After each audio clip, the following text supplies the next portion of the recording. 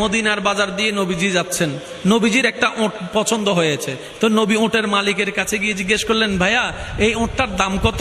ওই দামাদামি হলো, নবী সে দামে কিনতে রাজি হলেন, কিন্তু নবীর কাছে তখন অর্থ ছিল না। তখন নবীজি ওনাকে বললেন, আপনি আমাকে ওঁটটা দেন, আমি এখনই গিয়ে আপনার সেই প্রাপ্যটা পাঠিয়ে দিচ্ছি।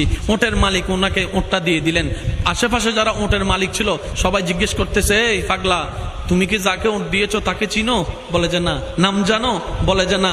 পরিচয় জানো? বলে যে না। ঠিকানা জানো? না। তো তুমি যে ওঁটটা দিয়ে দিলা, উনি যদি ওঁটের টাকাটা না ফাটায় তখন তো তুমি লসের মধ্যে চলে যাবা। সে ওঁটের মালিক বলে, এত সুন্দর নুরানি চেহারাওয়ালা কখনো বাটপার হতে পারে না, কখনো চিটার হতে পারে না, কখনো মিথ্যুক হতে পারে না।